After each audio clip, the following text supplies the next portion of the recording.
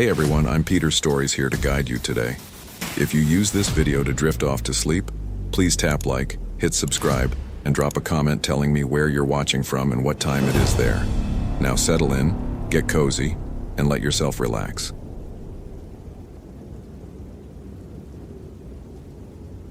My name is Ryan O'Connor, and I should have forgotten Madison Clark's case, but something brought me back to that cursed forest. It had been 4 months since the 19-year-old college student vanished from the Blackwood National Forest trails during her solo photography expedition. 4 months since I'd failed my first major search and rescue as a rookie ranger. 4 months since her mother's desperate voice had cracked over my radio, begging me not to give up. But we did give up. The veteran ranger said the case was cold. Too much time had passed, too many false leads, too many sleepless nights scouring every ravine, every cave, every shadow-drenched hollow in these ancient woods. But last night, something changed. The call came at 2:47 a.m. on my flip phone, the emergency line crackling with static that made my teeth ache. "Ranger O'Connor?" The voice was barely a whisper. I found her camera. Marcus Webb, a local hiker, had stumbled across Madison's expensive Canon DSLR hanging from a gnarled oak branch 12 miles deeper into Blackwood than our original search perimeter. The camera that had been missing along with her for 127 days. When I arrived at his trailer at dawn, Webb's hand shook as he handed me the device, his weathered face pale as morning mist.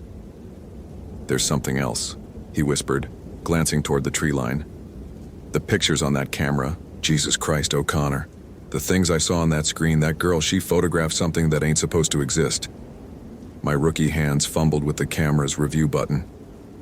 The LCD screen flickered to life, showing Madison's last photos in reverse chronological order. Normal forest shots at first. Autumn leaves, a babbling creek, sunlight filtering through pine needles. Then the images began to change. Shadow.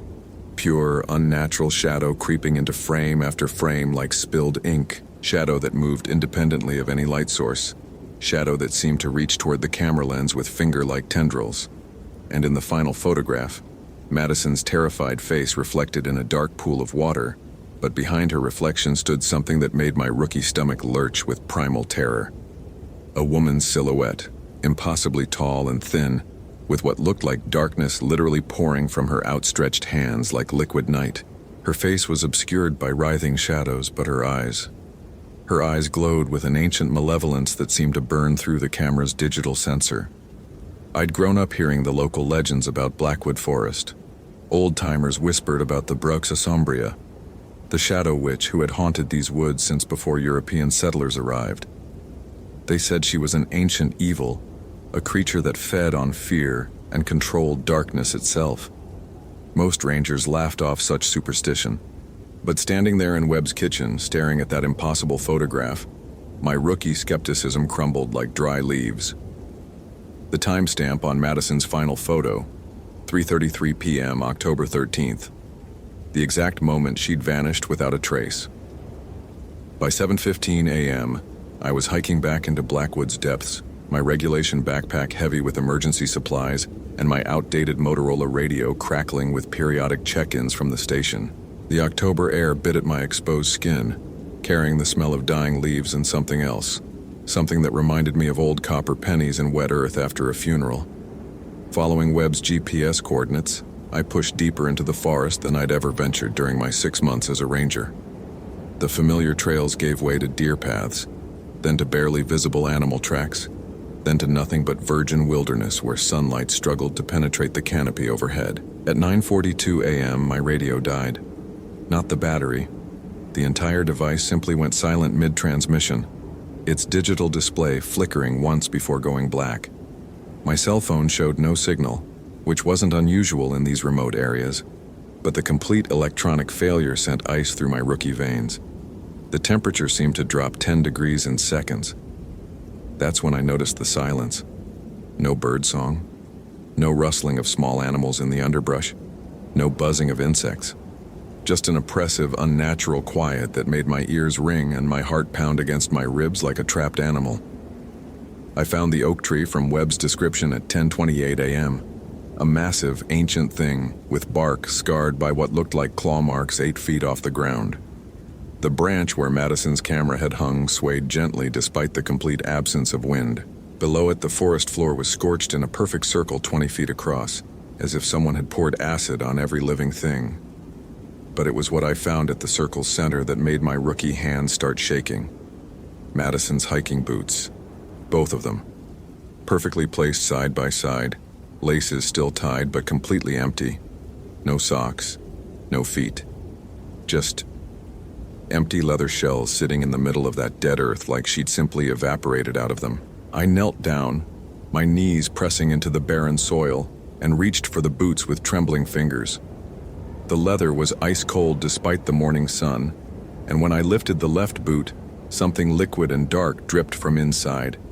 Thick as syrup, black as midnight, and smelling of roses and decay. The shadow fell across me before I could stand.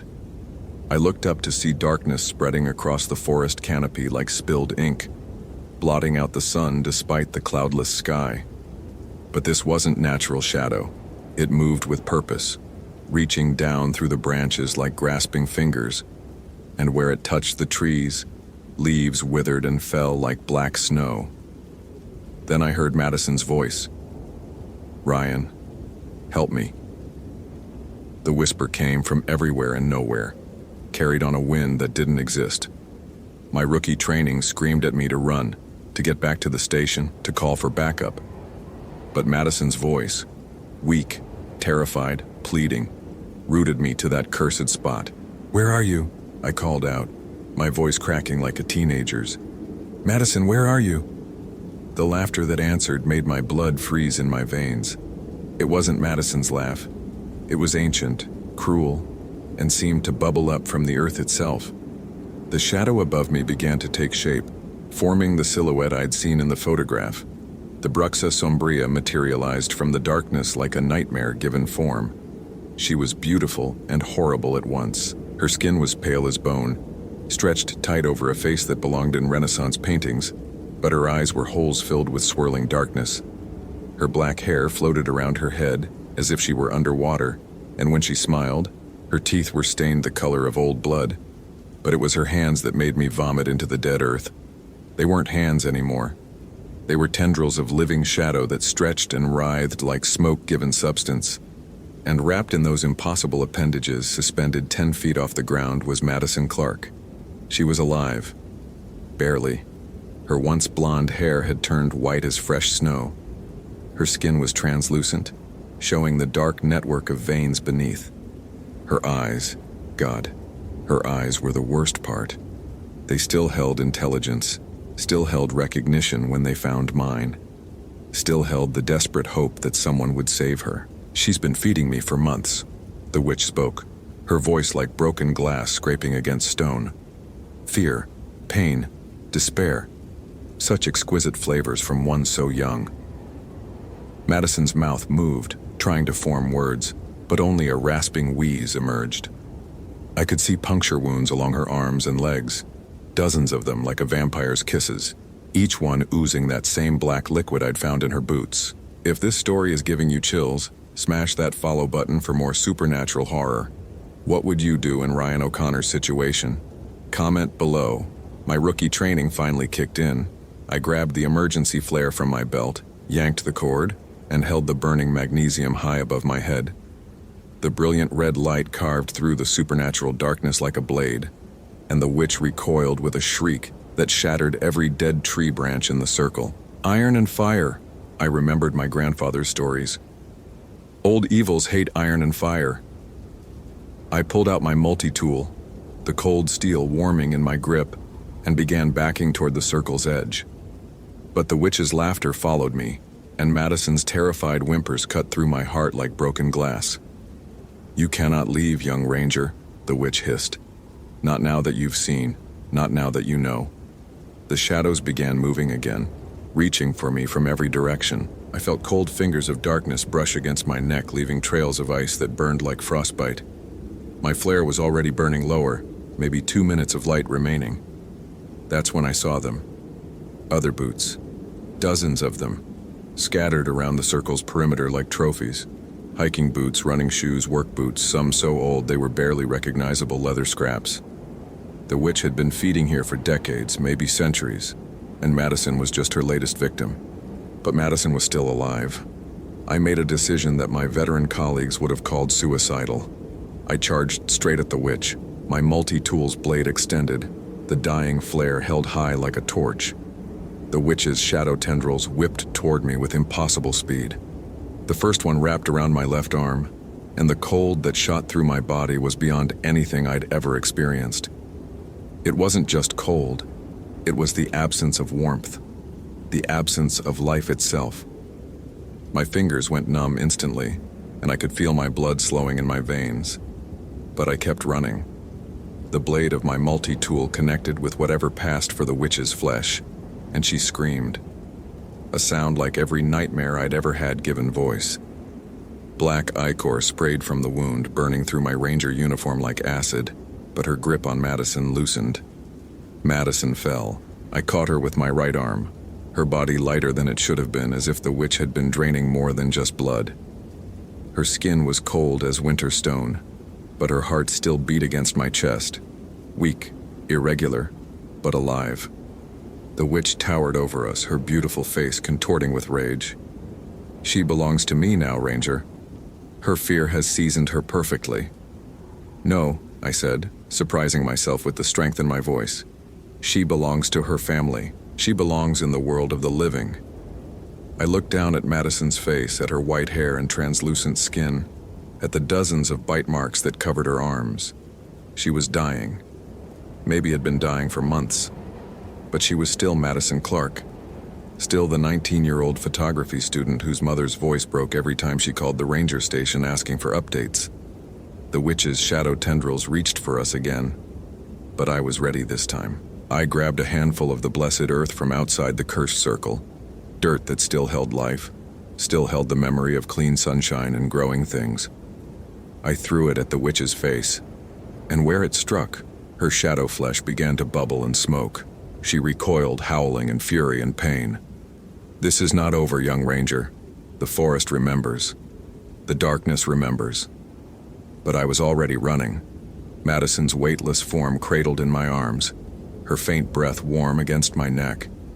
Behind us, the witch's screams shook the very foundations of the forest, and I could hear her crashing through the trees in pursuit. My legs burned. My lungs screamed for air. The puncture wounds on my arm where her shadows had touched me throbbed with unnatural cold. But I ran harder than I'd ever run in my life, crashing through underbrush, leaping over fallen logs, following the faint memory of the trail that had brought me to this nightmare. The witch's presence followed like a tide of winter, always just behind us, always gaining ground. I could feel her anger like pressure in the air, could smell the roses and decay scent of her breath on my neck. Then I saw sunlight. Real sunlight. Not the filtered half-light that penetrated the forest canopy, but bright, clean sunshine streaming through a gap in the trees ahead. I stumbled toward it, Madison growing heavier in my arms as we left the cursed circle further behind, as if life was slowly returning to her body with each step away from that ancient evil. We burst from the tree line at 11:47 a.m. according to my watch, though it felt like we'd been running for hours.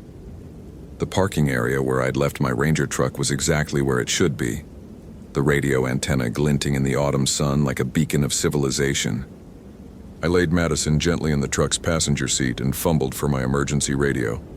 This one worked, crackling to life with blessed static and human voices. Ranger Station, this is O'Connor. I need a medevac helicopter at Blackwood North Parking. GPS coordinates 41.2457, 74.11389. I have Madison Clark. Repeat, I have found Madison Clark, and she needs immediate medical attention. The response nearly made me weep with relief. Copy that, O'Connor. Helicopter ETA 12 minutes. Is the victim conscious? I looked at Madison. Her white hair was already showing traces of its original blonde at the roots. Her translucent skin was gaining color by the minute. And her eyes, her beautiful, intelligent eyes, were looking at me with recognition and gratitude. She's alive, I said into the radio. She's alive, and she's coming home. The helicopter's rotors were the most beautiful sound I'd ever heard. But as the paramedics loaded Madison onto the stretcher, as the aircraft lifted off toward the regional medical center, I looked back at the forest that had nearly claimed us both.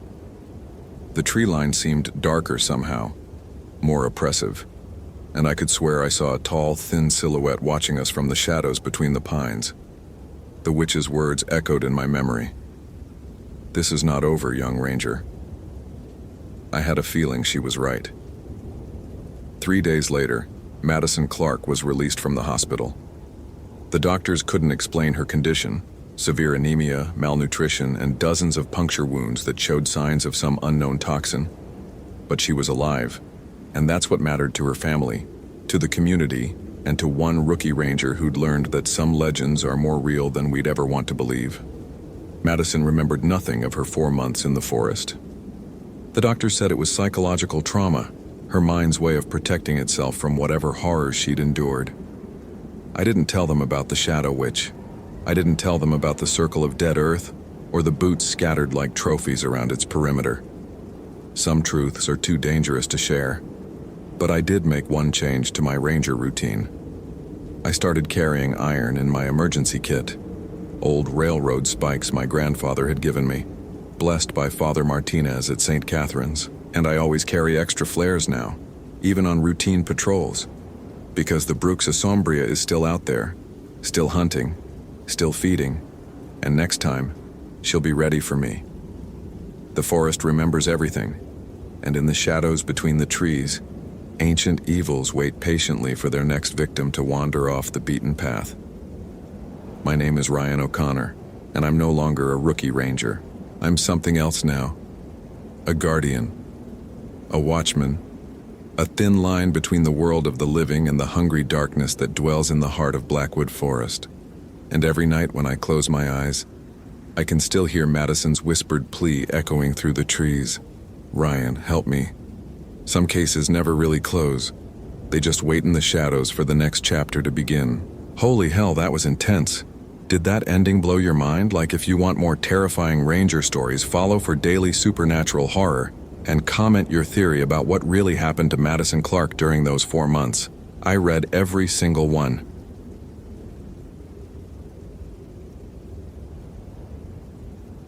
My name is Ethan Blackwood, and the broken voice of Kevin Donovan's mother on the phone still echoes in my head like a prayer spoken backward in a language that shouldn't exist. "Please, Ranger Blackwood," she had whispered, her words cracking like autumn leaves beneath boots that have walked too far into darkness. Everyone else has given up. They say Kevin is just gone. But you know these mountains better than anyone. You've been out there 23 years. Please, he's only 19. He has his whole life ahead of him. That was 3 hours ago. 3 hours since I'd stared at my reflection in the black coffee growing cold in my ranger station mug, seeing a weathered face that had pulled 17 people out of the Cascade Mountains alive, and buried memories of the 3 I couldn't save deep enough that they only surfaced in dreams. 3 hours since I'd kissed my wife Emma goodbye and promised I'd be home for dinner, not knowing that dinner was a concept that belonged to a reality I was about to leave behind forever. The photograph of Kevin Donovan sits on my dashboard now, secured under the GPS unit that reads 47.7211 121. 1538 W, coordinates that place me 6 miles deep into the Mount Rainier National Forest, where the afternoon sun filters through Douglas firs like golden syrup poured over something that's already begun to rot. Kevin's mother had pressed the photo into my hands with fingers that trembled like aspen leaves before a storm. In it, he's wearing a University of Washington hoodie, grinning with the kind of joy that belongs to someone who believes the universe makes sense. Kevin had been camping alone at Chinook Pass, last seen by a fellow hiker at 4:47 p.m. on October 15, 2018, exactly 72 hours ago. The timeline gnaws at my gut like hunger, because 72 hours in these mountains in late October means hypothermia, dehydration, and predators that hunt when the temperature drops below 40 degrees. My thermometer reads 36. My radio crackles to life. Unit 23, this is base. What's your status? I key the mic, tasting the metallic fear that's been coating my tongue since I hit the trailhead. This is Unit 23. I'm at grid reference 473511, beginning sweep pattern Delta. Still no sign of the missing hiker. Copy that, Blackwood. Weather Service is calling for fog moving in after 1800 hours. You've got maybe 2 hours of decent visibility left. 2 hours. I adjust my pack, feeling the weight of emergency supplies, first aid kit, and the backup radio battery that might be the difference between Kevin Donovan going home to his mother or becoming another name carved into the memorial stone at the ranger station. My breath comes in visible puffs, each exhalation a small ghost that dissipates into air that tastes wrong. Too sweet, like flowers left too long in a vase. The Wonderland Trail stretches ahead of me, a ribbon of packed earth that's witnessed more disappearances than the official reports acknowledge. In 23 years of service, I've learned that these mountains keep secrets the way graveyards keep bones. Deep, dark, and never quite silent. My boots, Danner Mountain Light 2s with 800 miles on them, crunch through frost-brittle pine needles as I follow Kevin's last known trajectory. According to the witness statement, he'd been heading toward the Ojai Lakes Trail Junction, planning to set up camp before the sunset. Standard procedure for a solo hiker with decent gear and better sense. Except Kevin never made it to the junction. The forest around me pulses with the kind of silence that makes your ears ring and your spine straighten. No bird calls, no squirrel chatter. Even the wind seems to have forgotten how to move through the trees. I pause, pulling out my binoculars to scan the tree line, and that's when I see it. A flash of orange fabric about 50 yards off the main trail, caught on a low-hanging branch like a prayer flag in a place where no one prays. My heart hammers against my ribs as I push through the underbrush, brambles catching at my uniform pants and leaving small tears that feel prophetic. The orange fabric turns out to be a strip from a tent. REI quarter dome, the same model Kevin's gear list specified. Fresh tier, clean edges, like it was cut rather than torn. Kevin! My voice echoes through the trees and comes back changed, distorted, as if the mountains are mocking the very concept of rescue. Kevin Donovan, can you hear me? The response comes not from the forest, but from behind me. And it's the last thing I expect to hear 6 miles from the nearest road. Oh my goodness, are you looking for someone? We might be able to help.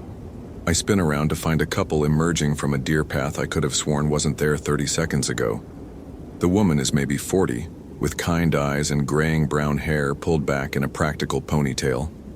The man beside her looks a few years older, wearing a fleece jacket and the kind of gentle smile that belongs on a grandfather reading bedtime stories. They're both carrying small day packs, and everything about them screams normal, helpful, concerned. Everything except the way the temperature seems to drop another 10 degrees the moment they appear. I'm Ranger Blackwood, I say, instinctively reaching for my radio. I'm searching for a missing hiker, 19-year-old male last seen 3 days ago, Kevin Donovan. Have you seen anyone matching that description? The woman's face lights up with what looks like genuine concern. Oh, the poor boy. Yes, we did see someone. Young man, dark hair, wearing a university sweatshirt. This was yesterday afternoon, wasn't it, Harold? Harold nods, his expression grave. About 2 miles north of here, near the old logging road. He seemed disoriented, maybe hypothermic. We offered him some hot coffee from our thermos. Tried to get him to come back to the main trail with us, but you know how young people are. Independent to a fault. Relief floods through me so suddenly that I have to steady myself against a nearby tree. Where exactly did you see him? Can you show me on my map? Of course. The woman who introduces herself as Margaret steps closer as I unfold my topographical map. Her finger traces a route that leads deeper into the backcountry, toward an area marked with the kind of terrain warnings that make experienced hikers choose different paths. He was heading toward the old Sunrise Creek drainage. Said something about wanting to get away from everything, find some peace. Harold nods again. We tried to tell him that area's not safe, especially alone. There are old mine shafts up there, unstable ground. But he seemed, well, not quite himself, if you know what I mean. I key my radio. Base, this is Unit 23. I've made contact with 2 hikers who have visual confirmation on our missing person. Kevin was spotted yesterday afternoon near the Sunrise Creek drainage. I'm proceeding to investigate. Static crackles back. Copy Unit 23. Be advised, that's outside normal search grid. Request you maintain radio contact every 30 minutes. Will do, base. Unit 23 out. Margaret and Harold exchange a look that lasts just a heartbeat too long, and something cold crawls up my spine that has nothing to do with the October air. But Kevin is out there, maybe injured, definitely in danger, and I've been doing this long enough to know that gut feelings don't save lives. Action does. We'll show you the way, Margaret offers, already shouldering her pack. Harold and I know these trails pretty well. We've been hiking this area for, how long has it been, dear? Longer than most people realize, Harold answers, and his smile doesn't quite reach his eyes. We begin hiking deeper into the mountains, following a trail that gets narrower and less defined with each step. The couple moves with surprising efficiency for their age, never seeming winded despite the increasing elevation and the pace I'm setting. They chat pleasantly about local wildlife, weather patterns, the history of the area, but their words seem to come from far away, like voices heard through water. 45 minutes into our hike, my radio squelches. Unit 23, radio check. What's your status? I key the mic but get only static in response. I try again, adjusting the frequency, but the radio seems dead. I check the battery indicator, full charge but no signal. The mountains can be tricky with radio reception, but I've never had complete blackout in this area before. Happens sometimes, Harold observes, noticing my troubleshooting. Atmospheric interference. Solar flare activity has been pretty intense lately. I nod, though something about his explanation sits wrong in my gut. Solar flares don't typically affect VHF radio in the way I'm experiencing, but stranger things have happened in the backcountry. I check my GPS, still reading coordinates, still tracking our movement, though the trail we're following doesn't appear on my digital map. The forest around us has been gradually changing as we climb. The Douglas firs have given way to older growth, trees with trunks thick enough to drive a car through and bark that looks almost black in the fading afternoon light. The undergrowth has thinned to almost nothing, creating a cathedral-like space beneath the canopy where our footsteps echo strangely. It's just ahead now, Margaret says, pointing toward a ridgeline that seems farther away each time I look at it. Kevin was sitting by a small creek just past those large boulders. But there are no boulders visible ahead, and the creek I can hear babbling somewhere in the distance sounds like it's coming from every direction at once. I pause, pulling out my compass and watch the needle spin in slow, lazy circles before pointing toward what should be south, but feels like somewhere else entirely. If this story is giving you chills, smash that follow button for more supernatural horror. What would you do in Ethan Blackwood's situation? Comment below. Magnetic anomaly, Harold explains, watching me tap the compass housing. Iron ore deposits in the bedrock, plays havoc with instruments. The explanation is plausible, even reasonable. But my hands are shaking as I pocket the compass, and it's not from the cold. In 23 years of search and rescue, I've developed instincts that have kept me alive and helped me save lives. Those instincts are screaming now, telling me to turn around, get back to the main trail, call for backup even if it means hiking back to radio range. But Kevin is out here, somewhere, and his mother's broken voice echoes in my memory, begging me not to give up.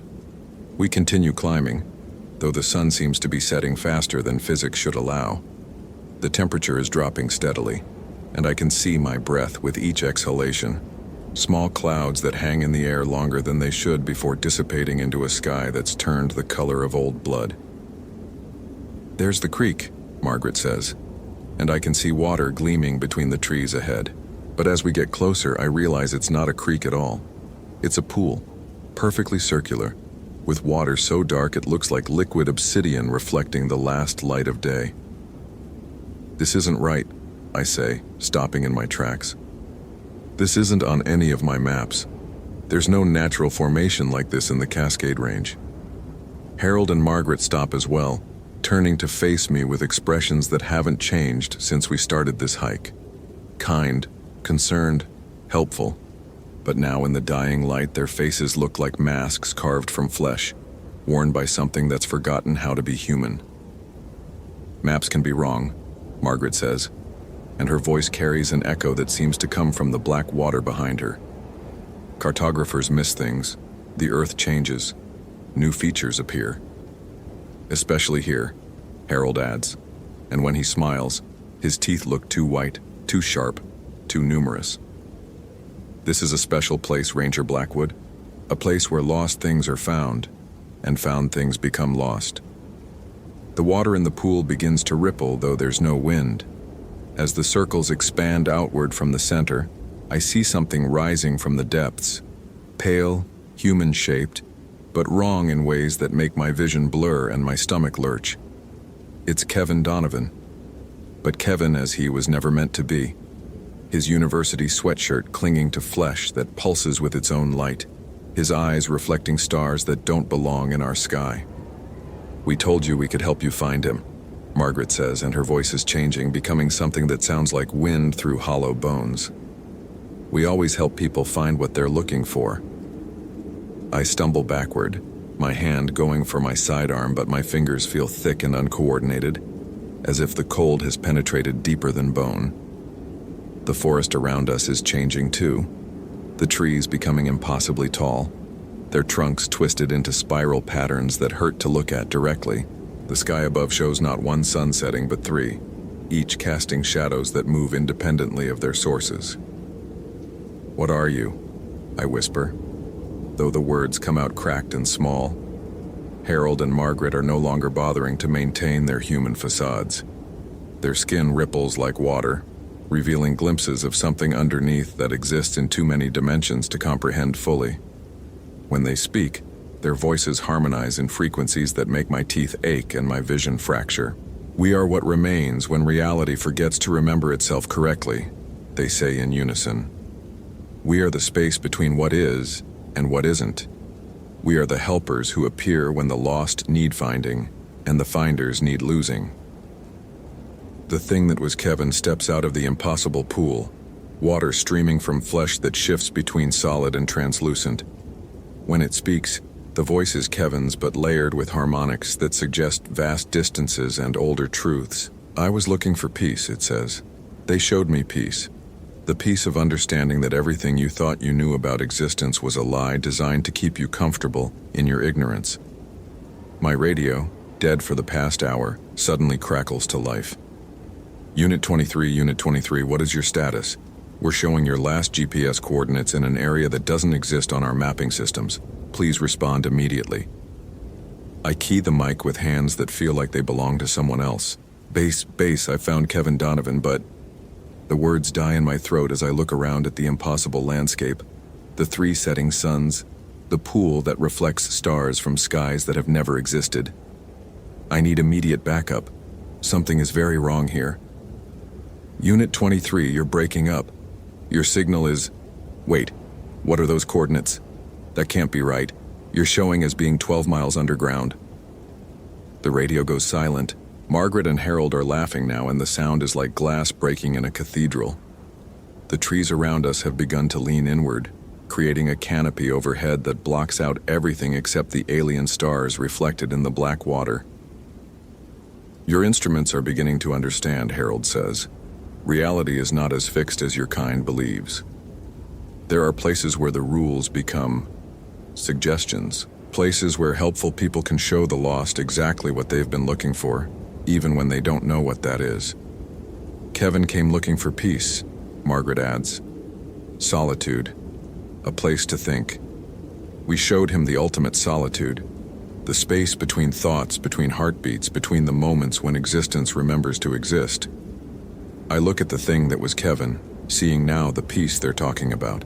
It's the peace of dissolution, of understanding that individual consciousness is just a temporary misunderstanding in the grand scheme of cosmic indifference.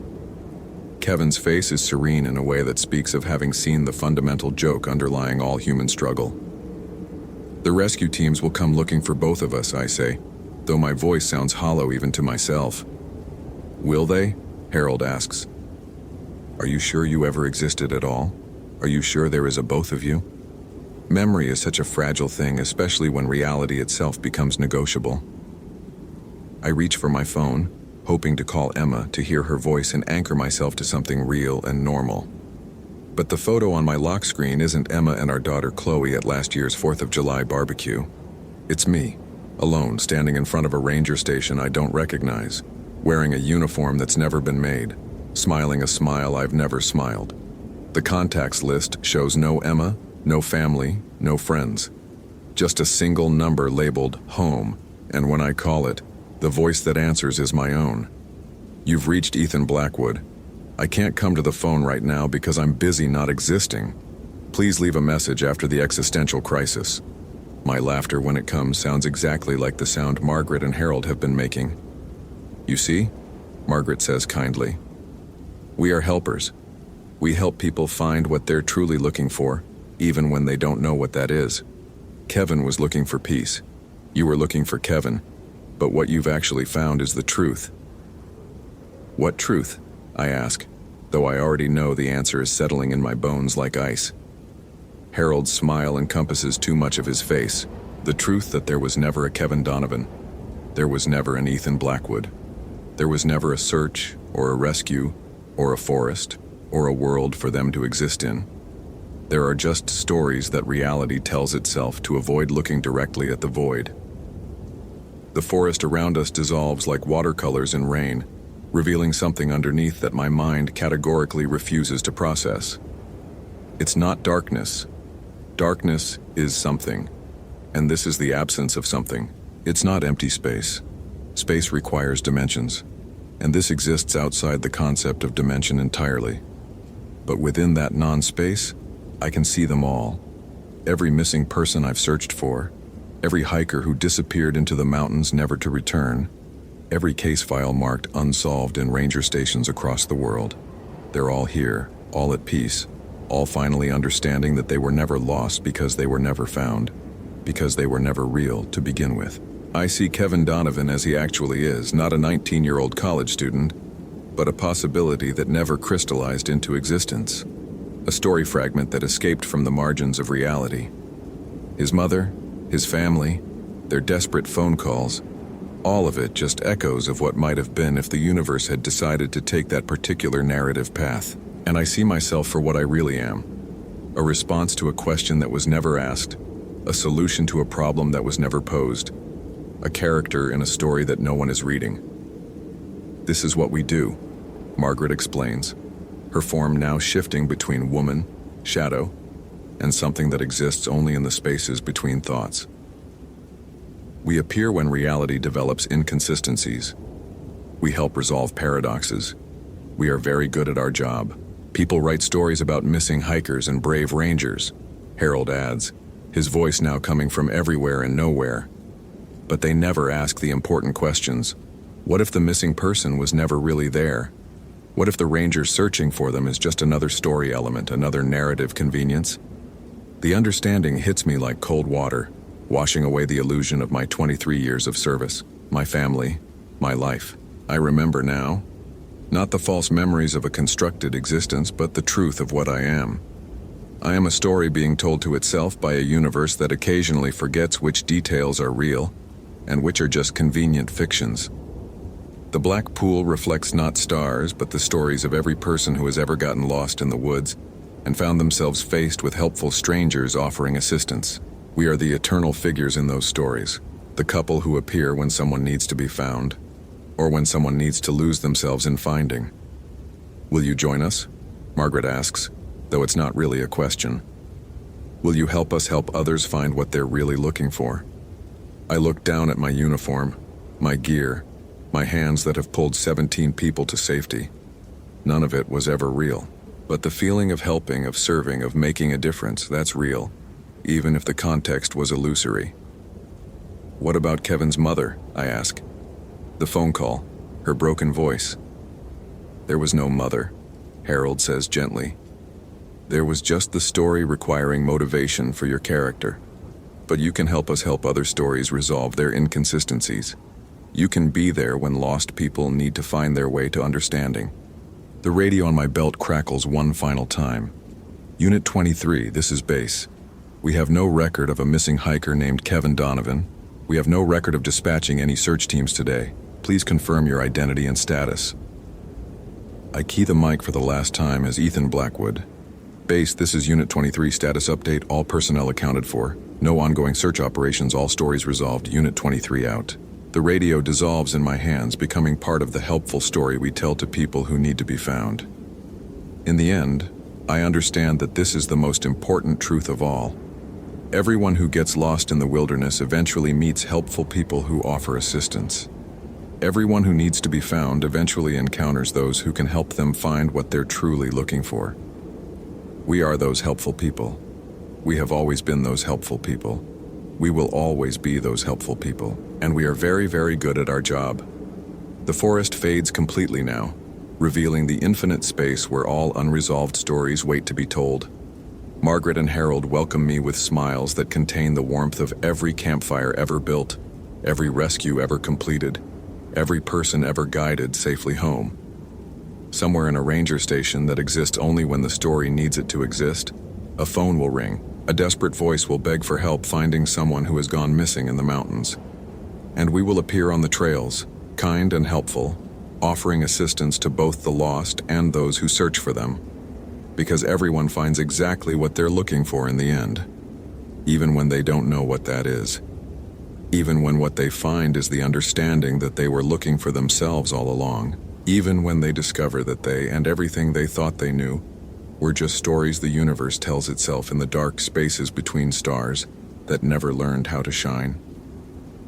My name was Ethan Blackwood, and I was very good at my job. Holy hell, that was intense. Did that ending blow your mind? Like, if you want more terrifying ranger stories, follow for daily supernatural horror, and comment your theory about what really happened to Kevin Donovan. I read every single one.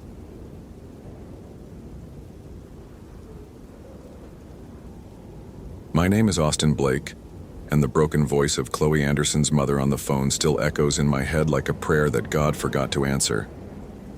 Please, Ranger Blake, she'd whispered through tears that I could practically taste through my iPhone's speaker.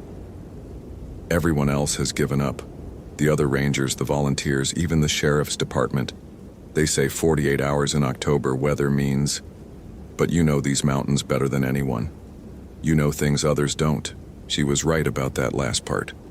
I knew things about the Great Smoky Mountains that kept me awake at 3 a.m., staring at the ceiling fan in my trailer, counting rotations until sunrise.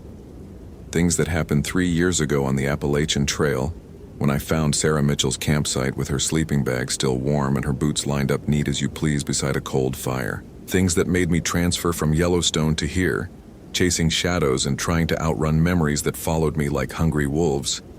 But Mrs. Anderson didn't know about my ghosts. She just knew I was the ranger who never stopped looking, who brought people home when others said it was impossible. She didn't know that every rescue was my attempt to balance some cosmic scale, to pay back a debt I could never explain to my supervisor, or my ex-wife or the therapist the department made me see after the Mitchell incident. Chloe's only 19. Her mother continued, voice breaking again. She went hiking alone on the Gatlinburg Trail yesterday morning. She texted me a photo of some wildflowers at 10:23 a.m. That was the last anyone heard from her. I was already reaching for my duty belt, checking my Motorola radio, feeling the familiar weight of responsibility settle onto my shoulders like a lead blanket. October in the Smokies meant temperatures dropping to the 40s at night, meant hypothermia, meant 1,000 ways the mountains could kill a young woman who might be injured or lost or worse.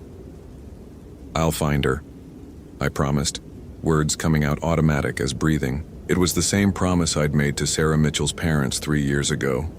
The same promise I'd broken so completely, it shattered something inside me that never healed right. By 7 a.m. I was parking my Ford Ranger at the Gatlinburg Trail trailhead. The GPS coordinates Mrs. Anderson had given me burned into my memory. 35.71, third again, 83.5 2 to Grand W. The morning air tasted like wood smoke and dying leaves. That particular October cocktail that usually made me think of childhood camping trips with my dad. Today it tasted like fear and borrowed time.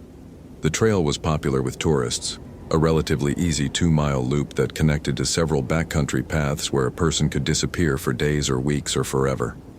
I'd walked it hundreds of times, knew every route that could trip you, every branch that hung too low, every spot where the creek ran close enough to mask the sound of footsteps or screaming.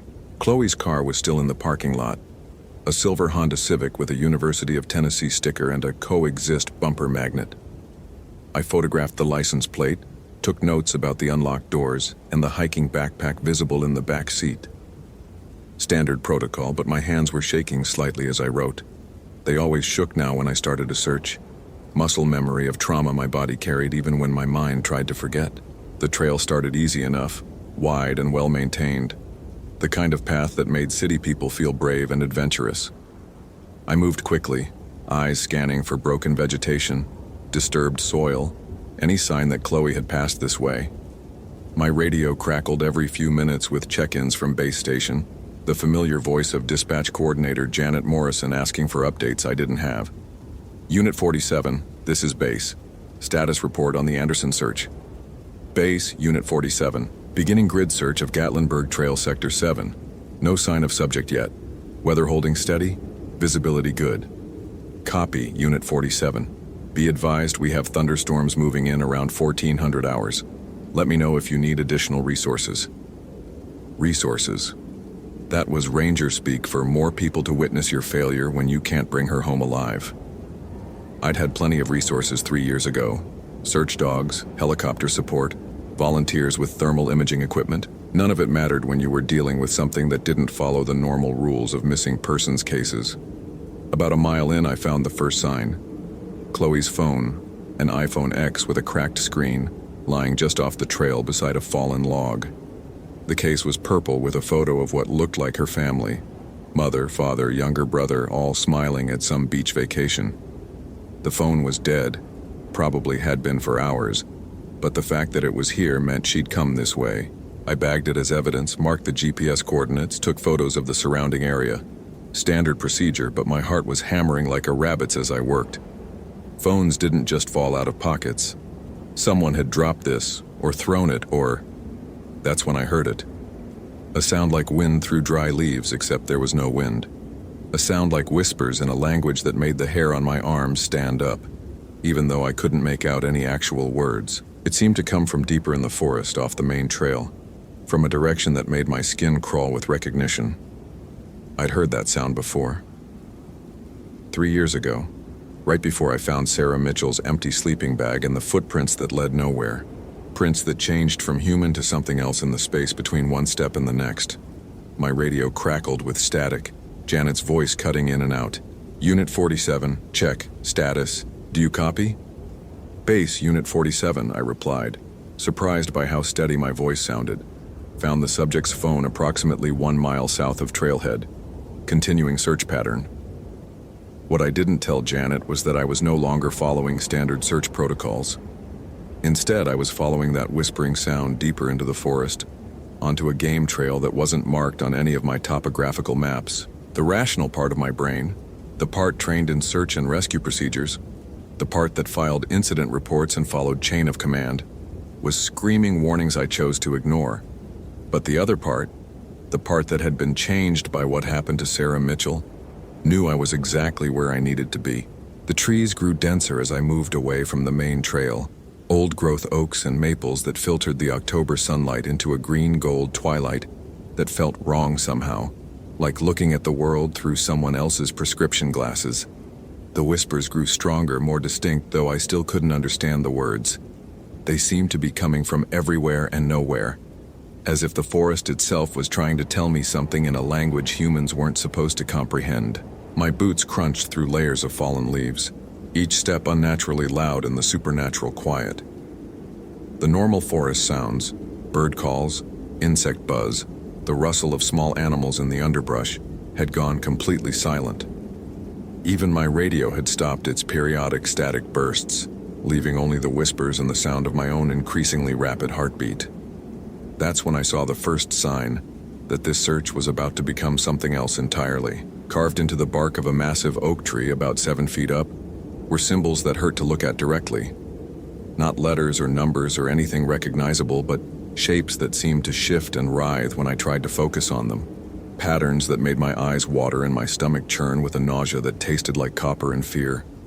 I'd seen symbols like these before, carved into trees around Sarah Mitchell's campsite. The crime scene photos from that case were sealed in a federal database somewhere, classified under a jurisdiction I didn't have clearance for, investigated by people who wore suits instead of ranger uniforms and asked questions I wasn't supposed to answer.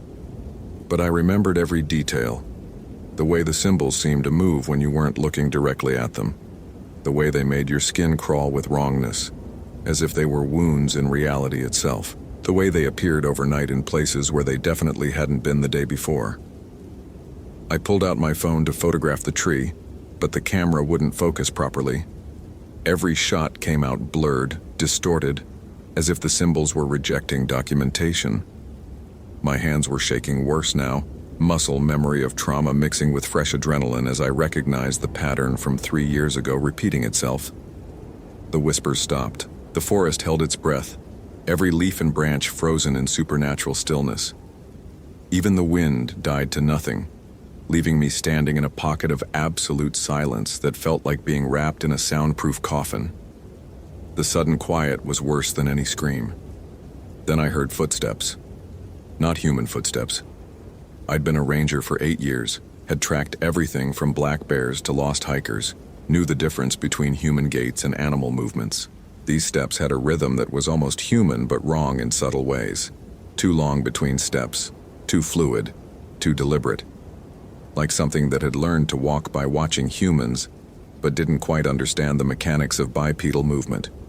The steps were coming from ahead, deeper into the forest where the game trail curved around a massive boulder formation I didn't remember from any previous hikes in this area. But then again, this whole section of forest felt unfamiliar, as if I'd somehow wandered onto a trail that existed in the spaces between the maps. If this story is giving you chills, smash that follow button for more supernatural horror. What would you do in Austin Blake's situation? Comment below. I drew my service weapon, a Glock 19 that felt inadequate against whatever was making those footsteps, and moved forward with the tactical awareness my training had drilled into me. Low profile, weapon ready, eyes scanning for threats and escape routes. But my training hadn't prepared me for the way reality seemed to bend at the edges of my vision, the way distances stretched and compressed, like I was looking through a funhouse mirror. Around the boulder, the trail opened into a small clearing I definitely hadn't seen on any park survey. The ground was covered in leaves so perfectly arranged they looked like they'd been placed by hand, creating geometric patterns that made my eyes water when I tried to follow them. In the center of the clearing stood a figure that made every instinct I possessed scream warnings. At first glance, it looked like a man. Tall, maybe 6.5 feet, wearing what appeared to be hiking clothes, jeans, flannel shirt, work boots. But something was fundamentally wrong with the proportions. The arms hung too long. The torso curved in places where humans didn't curve, and the way it held its head suggested a neck that could rotate farther than anatomy should allow. But it was the eyes that confirmed this wasn't human. When it turned to look at me, I found myself staring into pupils that were vertical slits, set in irises that shifted color like oil on water. Gold, green, copper, black, colors that had no names. Eyes that were ancient and intelligent and completely alien, set in a face that was almost human except for the way the jaw unhinged slightly when it smiled, revealing teeth that were too sharp and arranged in rows like a shark's. "Ranger Blake," it said, and its voice was like wind through dry leaves, like the whispers I'd been following. "I've been waiting for you." My weapon was trained center mass, finger on the trigger, but I couldn't seem to pull it. Not because I was paralyzed by fear, though terror was definitely flooding my system like ice water, but because something about those shifting eyes was making it impossible to focus on anything except their hypnotic movement. "Where is Khloe Anderson?" I managed to ask, though my voice sounded like it was coming from very far away. The thing that looked like a man tilted its head at an angle no human neck could achieve, studying me with those terrible eyes. "Khloe Anderson is safe," it said. "For now. But safety is such a temporary condition, don't you think? Like sanity. Like the barrier between what humans call reality and what actually exists in the spaces between their understanding. It took a step toward me, and I could see now that its movement was completely wrong. Not walking so much as flowing, as if its legs were suggestion rather than solid bone and muscle. You know about the spaces between, don't you, Austin? You've seen behind the curtain before, 3 years ago, with the Mitchell girl. The mention of Sarah Mitchell hit me like a physical blow.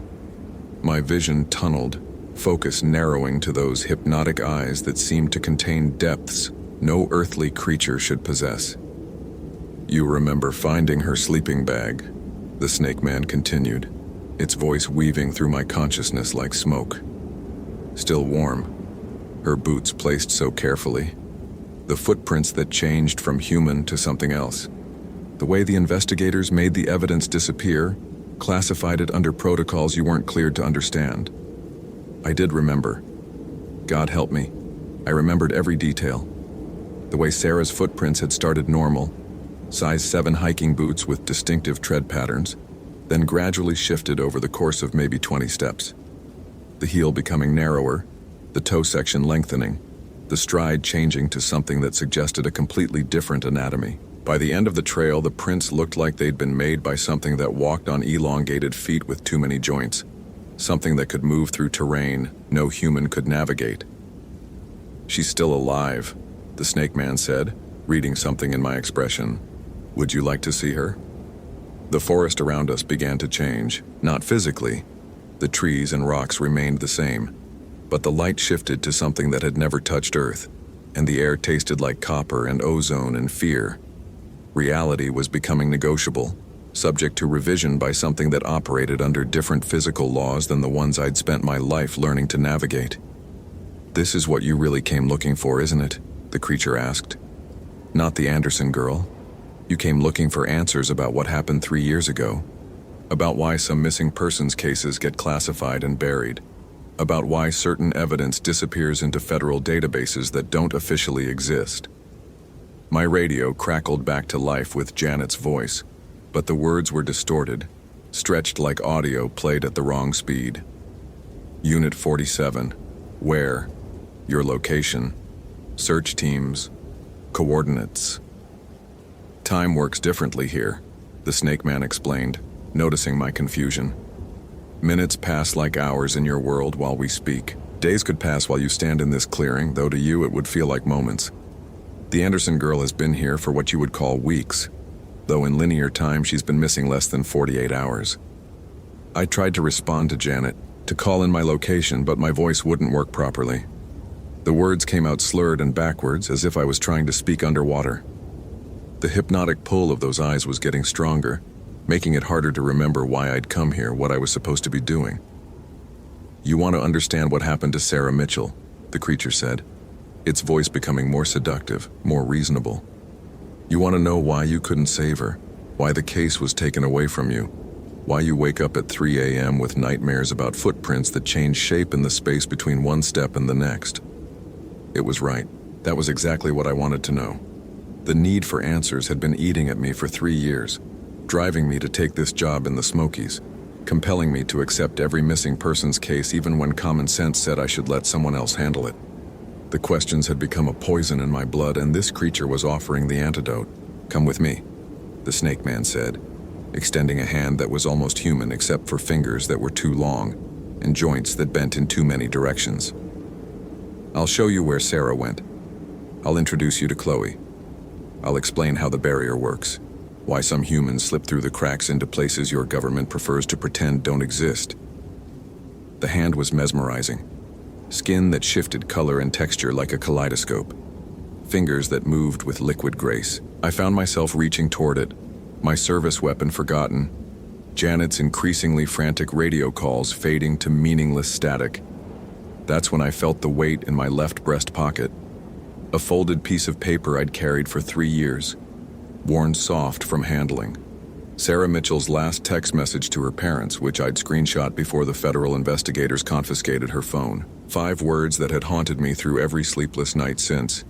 "Something beautiful wants to help." The snake man's eyes flashed with something like annoyance as I hesitated, my fingers inches from its outstretched hand. You're thinking about the text message, it said, about how Sarah described me to her parents.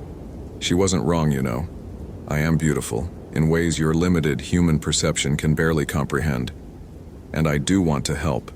I want to help you understand truth that exists beyond the narrow boundaries of what your species considers possible.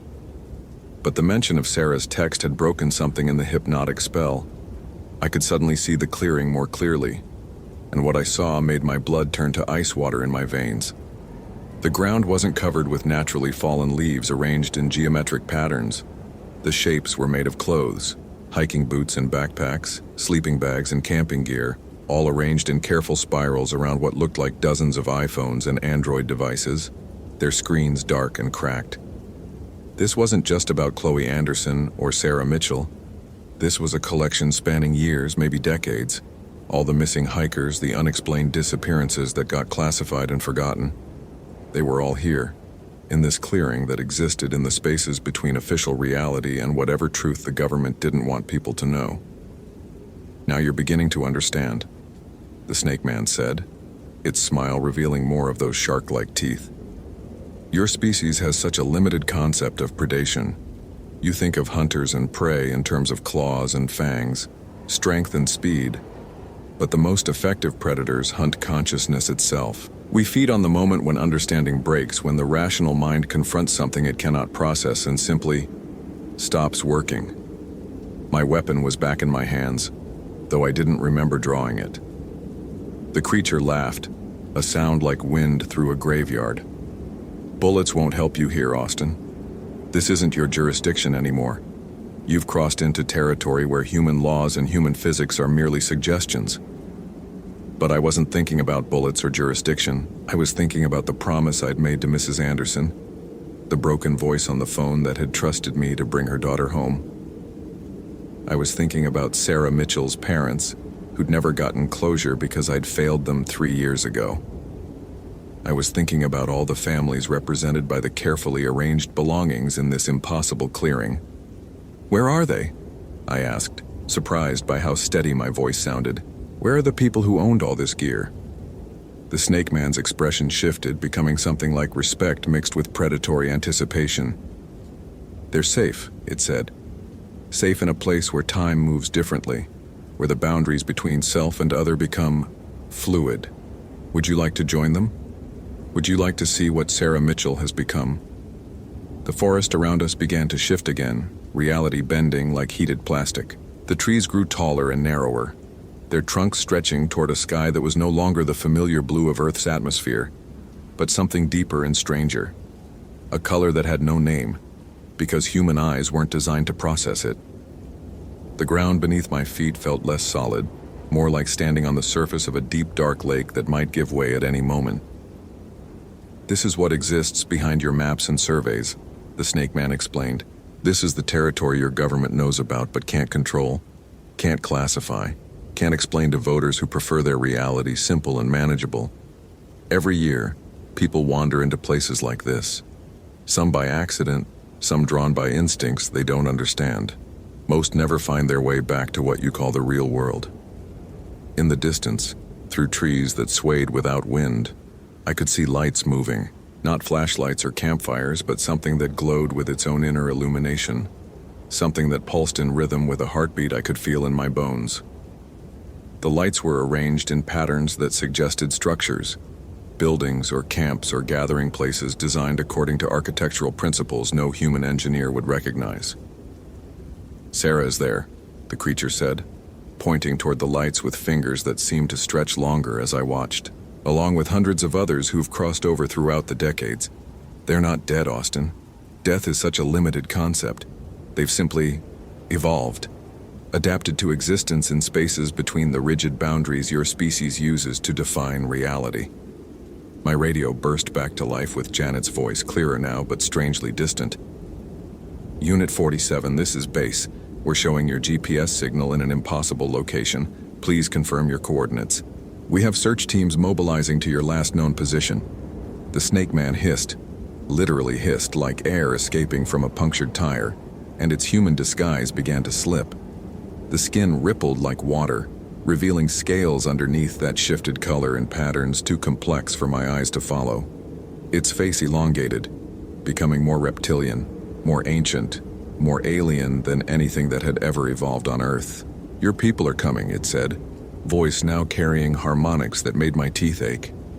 "They'll find the clearing empty, of course, just another unexplained disappearance to classify and bury.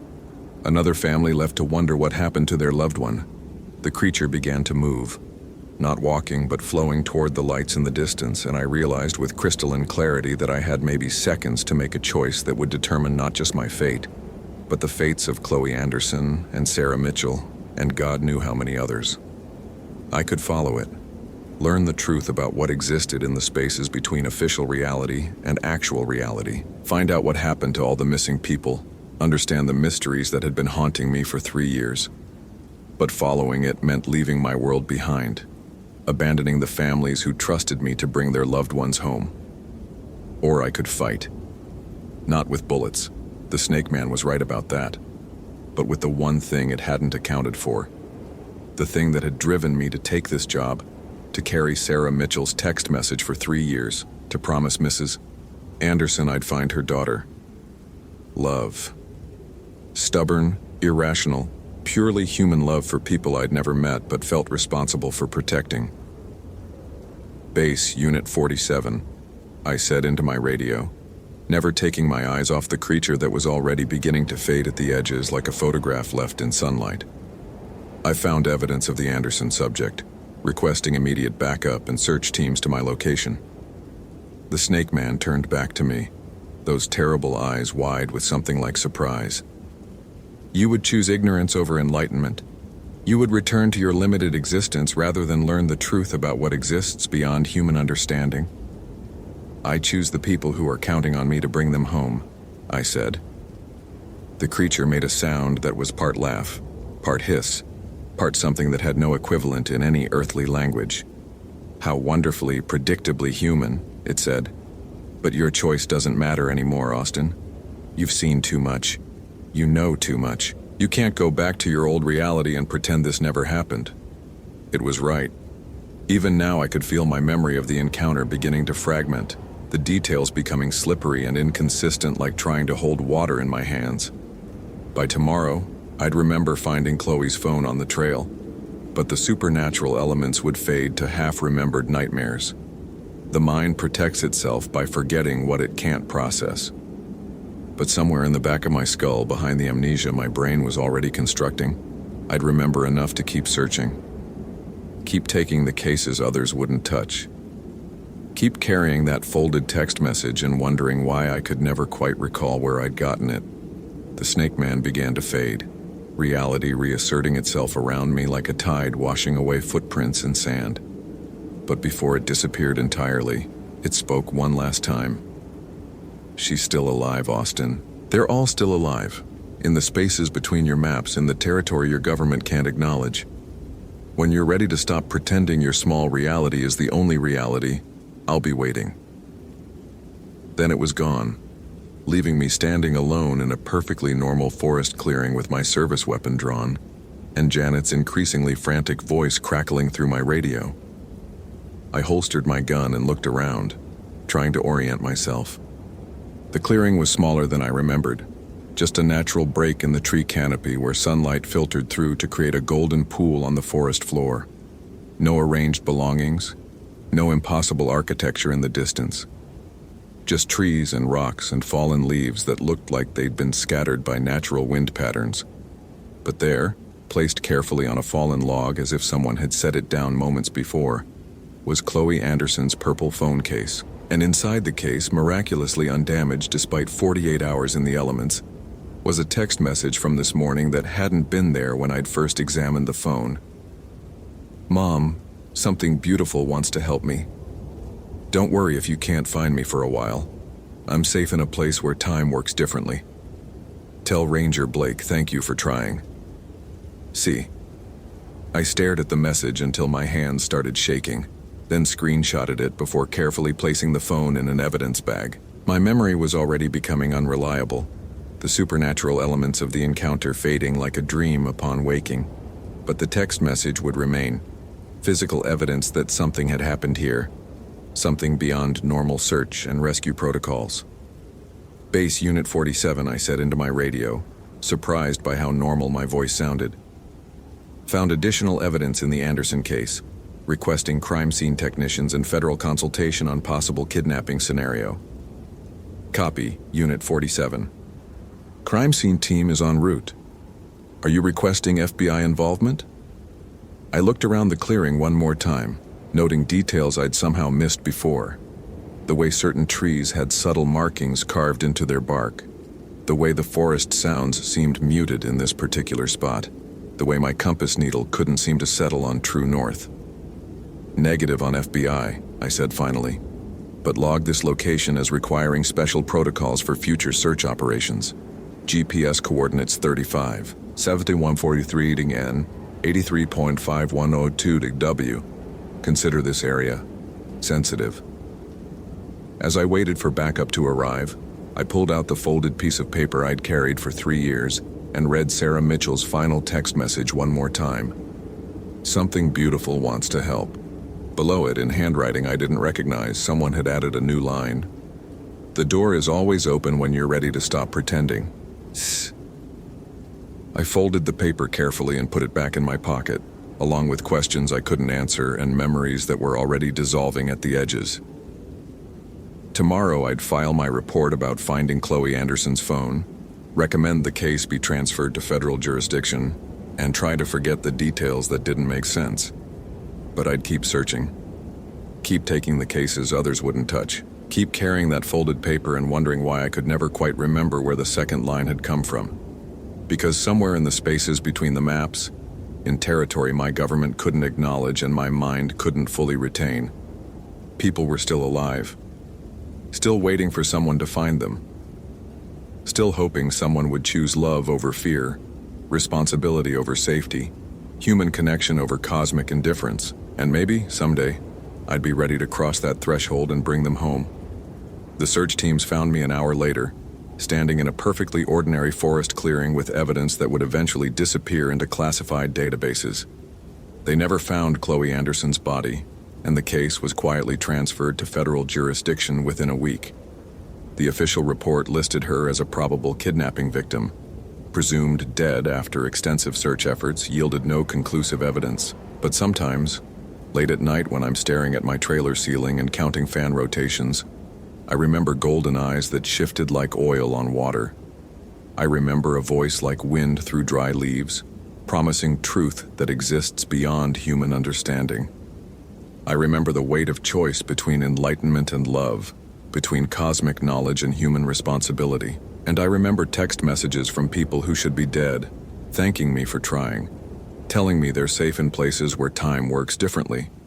The door is always open, they say, when I'm ready to stop pretending my small reality is the only reality. Maybe someday I'll be ready, but not today.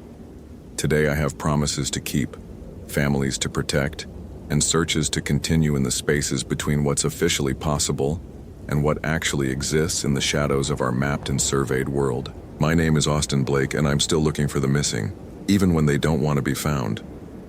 Holy hell, that was intense. Did that ending blow your mind?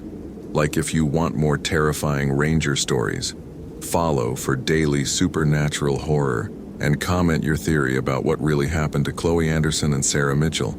I read every single one.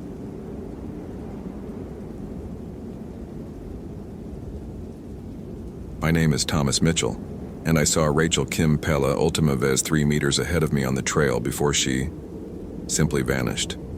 It was October 15th, 2018, 2:47 p.m. according to my Garmin GPS when the impossible happened. Rachel had been hiking the Hoh River Trail in Olympic National Park, a solo backpacker from Seattle with that confident stride that marked her as experienced. I'd been doing my afternoon patrol sweep checking on campers and day hikers before the early autumn darkness set in. That's when my sixth sense started screaming. You know how some people claim they can feel when someone's watching them? Well, I've always had that feeling cranked up to 11. My grandmother used to say I had the sight, could sense things that weren't quite right in the forest. 23 years as a park ranger, and that cold prickle at the base of my skull had never steered me wrong. It had warned me about unstable cliff faces, aggressive bears, and lost hikers in hypothermic shock before I could even see the signs. But this felt different. This felt hungry. I'd caught up to Rachel near mile marker 4.2, where the trail curves around that massive fallen cedar that's been there since the 1962 storm. She was adjusting her Osprey pack straps, wearing a bright red Columbia jacket that stood out like a warning flag against the dark green undergrowth. Asian American, maybe 26 years old, with that determined look of someone who'd planned this trip for months. "Beautiful day for it," I'd called out, my boots crunching on the layer of maple leaves that carpeted the trail. The sound echoed wrong somehow. Too sharp, too isolated, like the forest was holding its breath. She'd turned and smiled, genuine warmth in her eyes. "Absolutely perfect. I'm Rachel, by the way. Rachel Kim. Tom Mitchell, park ranger. You picked a great time. The rain's supposed to hold off until tonight." I'd been making small talk, but my nerves were jangling like a smoke alarm with a dying battery. The woods felt watched. "How far are you planning to go?" "Just to Olympus Guard Station and back. Should have me back to the parking area by 6. She'd pulled out a well-used map, the kind that showed she knew what she was doing. "My mom's expecting me to check in by 8. The mention of her mother hit me like a gut punch. Emma, my 8-year-old daughter, always made me promise to text Sarah when I got home safe. "Tell your mom you're gonna be late," some part of my brain whispered, but I didn't know why. "Mind if I walk with you a bit? I'm heading that direction anyway." It wasn't true. My patrol route curved back toward the visitor center, but something told me I needed to stay close to her. Sure, I'd love the company. We'd started walking again, her setting a good pace, me keeping up easily despite the 20-pound radio pack and emergency gear I carried. The trail here winds through old-growth forest so thick that at 3 p.m. it felt like twilight. Massive Douglas firs stretched up like cathedral pillars, their canopy filtering the October sun into scattered golden coins on the forest floor. That's when I noticed the silence. No bird calls, no squirrel chatter. Even the insects had gone quiet. In 23 years of patrolling these woods, I'd learned that nature abhors silence. When the forest goes quiet, something is very, very wrong. "You hear that?" I'd asked, slowing my pace. "Hear what?" Exactly. Rachel had stopped, tilting her head like a curious dog. "Oh, wow. It's like everything just stopped." The prickling at the base of my skull intensified to a burning sensation. My grandmother's voice echoed in my memory. "When the sight comes on you strong, boy, you listen. The forest is trying to tell you something." "Rachel, I think we should head back." She'd given me a look that was half amused, half annoyed. "What? Why?" "We've only been hiking for 20 minutes. I couldn't explain it without sounding insane.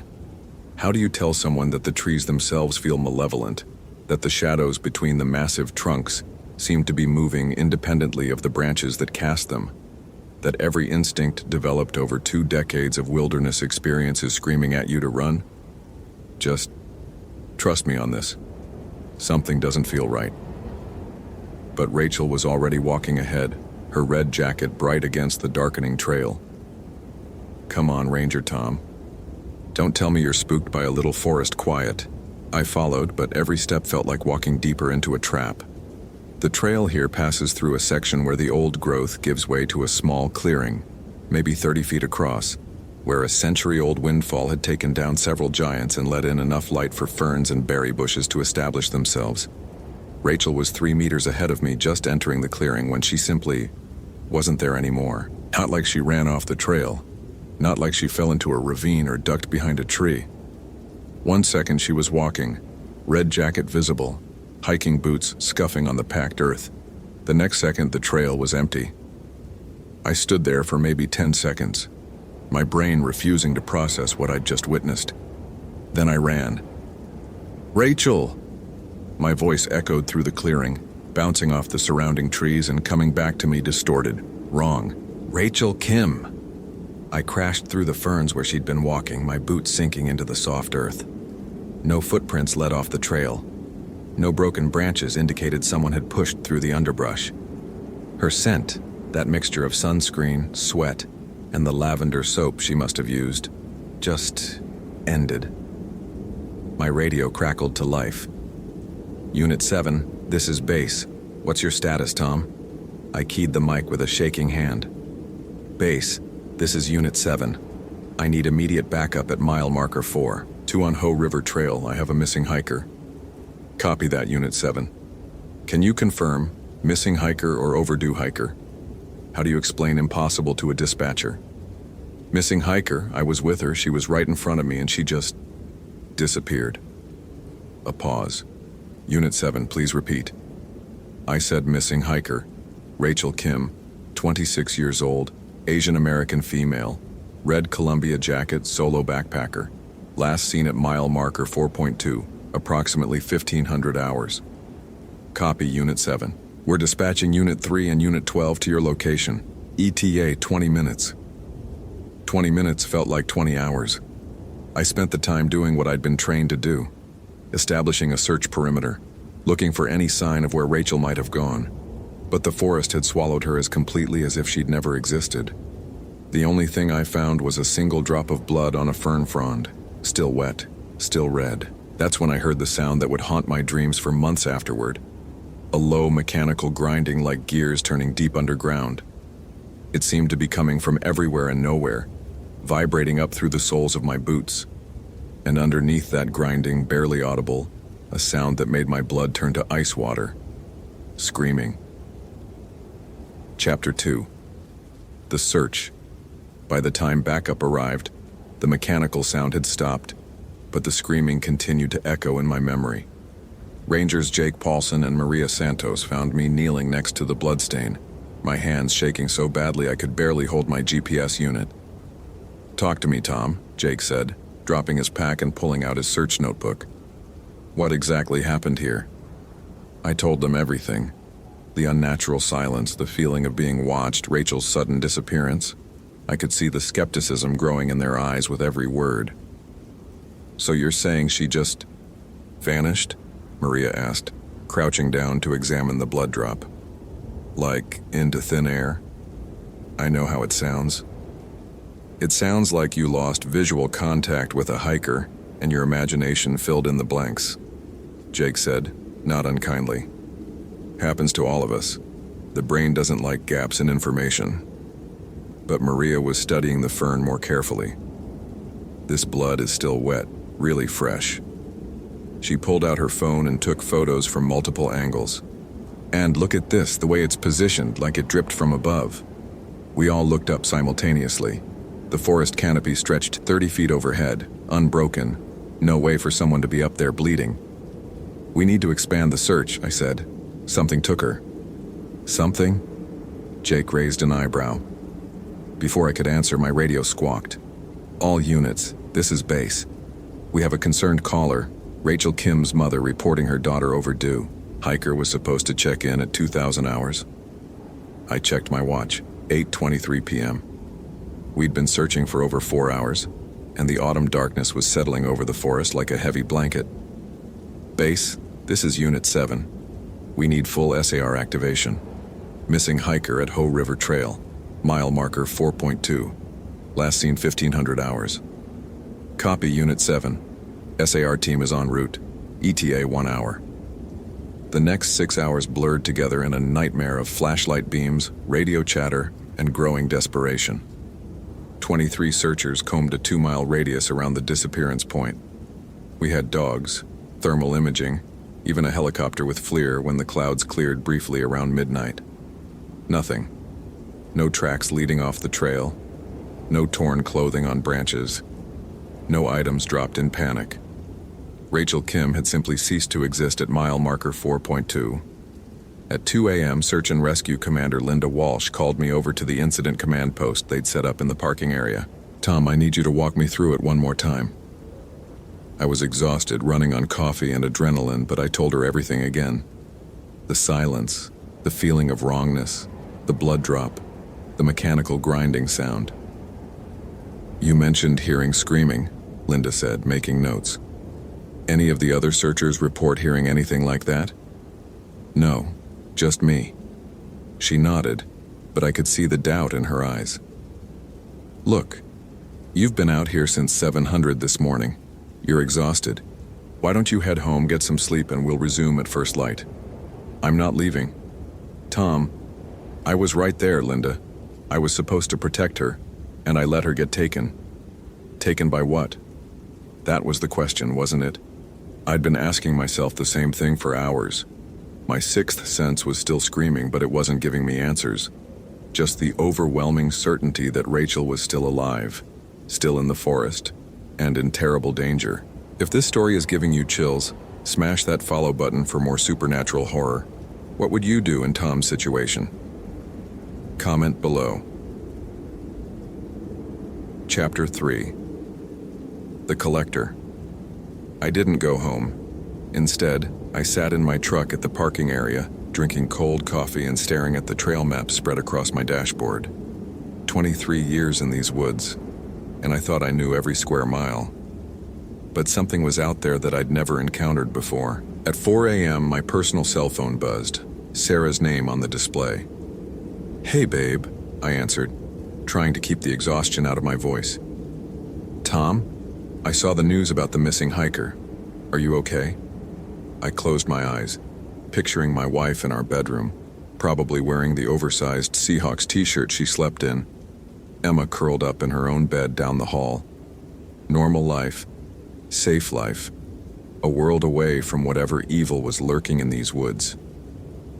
"I'm fine, just tired. When are you coming home?" The honest answer was that I didn't know if I ever could. How do you go back to reading bedtime stories and helping with homework when you know something monstrous is out there hunting? When you failed to protect an innocent person who trusted you? "Soon," I lied. "Give Emma a kiss for me." "Tom, you sound different. What aren't you telling me?" Sarah had known me for 12 years. She could read me better than anyone. A hiker disappeared on my watch. A young woman, somebody's daughter. Her mom is probably sitting by the phone right now waiting for news. That's not your fault. It feels like it is. After I hung up, I sat in the darkness, listening to the forest wake up around me. At 5:30, the first searchers started arriving for the second day. At 6 a.m., Linda Walsh briefed the expanded team, 42 people now, including specialized wilderness trackers and a team with cadaver dogs. But I wasn't listening to the briefing. I was studying the topographical map, looking for something I'd missed. That's when I noticed it. A series of elevation changes about a quarter mile north of mile marker 4.2 that didn't quite make sense. The contour lines showed depressions in the landscape that shouldn't have been there, not an old-growth forest where the root system stabilized the soil. "Linda," I interrupted the briefing, "these depressions here, what do you make of them?" She looked where I was pointing. Probably just natural settlement. Old tree falls, maybe a small sinkhole. Or excavation. The thought hit me like a physical blow. Someone digging in the forest. Someone who knew the terrain well enough to hide their work. Someone who could snatch a hiker off a busy trail without leaving a trace. "I'm going to check it out," I announced, already shouldering my pack. "Tom, stick to your assigned sector." But I was already walking toward the trailhead, my sixth sense pulling me like a compass needle toward magnetic north. The depression on the map was calling to me, whispering that answers lay hidden in that irregular patch of terrain. The hike to the location took 40 minutes, following an old game trail that branched off from the main path just past mile marker 3. The deeper I went into the woods, the more wrong everything felt. Trees that should have been thriving showed signs of stress. Yellowing needles, unusual bark patterns, growth stunted in ways that suggested something toxic in the soil. At 7:43 a.m., I found the first sign that I was on the right track. A piece of torn red fabric caught on a devil's club thorn. Columbia jacket material. Rachel's jacket. My hands were shaking as I photographed it with my phone and carefully collected it in an evidence bag. The fabric was maybe 6 hours old based on the weathering, which meant Rachel had been through here during the night, alive. Following the game trail deeper into the forest, I started noticing other signs. Bent branches at human shoulder height, a partial boot print in a mud patch, and most disturbing of all, what looked like drag marks in the softer soil. At 8:17 a.m., I found the entrance to hell. Hidden beneath a carefully constructed cover of branches and moss was a steel hatch, maybe 3 feet square, with a combination lock that had been left open. The mechanical grinding sound I'd heard yesterday suddenly made perfect sense. This was the sound of the hatch opening, operated by some kind of motorized system. I keyed my radio. "Base, this is Unit 7. I have a significant development." "Go ahead, Unit 7. I've located what appears to be an underground structure. Coordinates north 47 degrees, 51.389 minutes. West 123 degrees, 57.2142 minutes. I found fabric from the victim's jacket nearby. Copy, Unit 7. Do not enter the structure. Wait for backup." But as I stared down into the darkness below the hatch, I could hear something that made my blood freeze. The sound of sobbing, echoing up from somewhere deep underground. Rachel was down there, alive, but not for much longer. Chapter 4. Into the bunker. I should have waited for backup. 23 years of training and experience screamed at me to secure the perimeter, call for specialized tactical support, follow protocol. But the sobbing from below was getting weaker, more desperate, and every second I hesitated could be Rachel's last. My streamlight flashlight cut through the darkness below the hatch, revealing a steel ladder descending about 12 feet to a concrete floor. The air that wafted up smelled like a morgue. That sweet, sick odor of decay mixed with industrial disinfectant and something else that made my stomach lurch. Fear, sweat, pain, human suffering. I clipped my radio to my belt, drew my Glock 22, and started down the ladder. The underground space was larger than I'd expected. A main corridor maybe 40 feet long, carved out of the earth and reinforced with concrete and steel. Military surplus fluorescent lights hung from the ceiling, casting everything in a sickly yellow glow. The walls were lined with what looked like trophy cases, and my blood turned to ice when I realized what they contained. Driver's licenses, dozens of them, arranged in neat rows behind glass like some obscene collection. Men, women, different ages, but all with one thing in common. They were all reported missing in Olympic National Park over the past decade. I photographed everything with my phone, my hands shaking so badly I could barely hold the device steady. How many people had disappeared down here? How many families were still waiting for answers that would never come? The sobbing was coming from deeper in the bunker, beyond a heavy steel door marked with hand-painted words. "Collection room, authorized personnel only." I tried the handle, locked, but the sound of my approach had caused the sobbing to intensify, along with muffled words I couldn't quite make out. "Rachel? Rachel Kim?" A burst of desperate sounds from behind the door, definitely her voice, but gagged or restrained somehow. "This is Tom Mitchell, park ranger. I'm here to get you out." I stepped back and kicked the door just below the handle, using every pound of my 190-pound frame. The lock held, but the frame splintered slightly. 2 more kicks and it gave way, the door swinging open to reveal a scene from my worst nightmares. The room was set up like a surgical suite, complete with stainless steel table, overhead lights, and cabinets full of medical instruments. But the instruments weren't medical. They were torture devices. Scalpels, bone saws, branding irons, things I couldn't identify but that made my soul recoil just looking at them. Rachel was strapped to the table, duct tape across her mouth, her red jacket torn and bloody. Her eyes were wide with terror, but when she saw me, they filled with hope and tears. "Oh, Jesus," I whispered, holstering my weapon and rushing to her side. "I've got you. You're going to be okay." I started cutting through the restraints with my knife, trying not to look too closely at the injuries she'd already sustained. Cuts on her arms and legs, nothing fatal but clearly inflicted for suffering rather than information. Whoever had done this was a sadist of the worst order. "Can you walk?" I asked after removing the gag. "I think so," she gasped, her voice hoarse from screaming. "Tom, there's someone else down here. He's been keeping people in other rooms, doing things to them." A chill ran down my spine. "How many others?" I don't know. I heard voices crying, but I couldn't see. She tried to sit up, wincing in pain. He said I was special, that he'd been watching me for weeks, waiting for the right moment. Who? What did he look like? Older man, maybe 60, completely bald, really strong for his age. He said his name was Arthur, but he wanted me to call him Doctor. She shuddered. He said he was going to make me part of his collection. The hair on my arm stood up as I heard a new sound, the mechanical grinding of the hatch opening above us, followed by heavy footsteps on the steel ladder. Shit, I breathed, drawing my weapon again. Can you stand? Rachel nodded, sliding off the table on unsteady legs. I positioned myself between her and the door, my Glock trained on the corridor beyond. The footsteps were slow, deliberate, accompanied by what sounded like dragging, like someone pulling a heavy object behind them. Thomas Mitchell, a voice called out, cultured and calm despite the circumstances. That is your name, isn't it? Ranger Thomas Mitchell, badge number 247, married to Sarah, father to little Emma, who's in 3rd grade at Peninsula Elementary. My blood turned to ice. This psychopath knew about my family.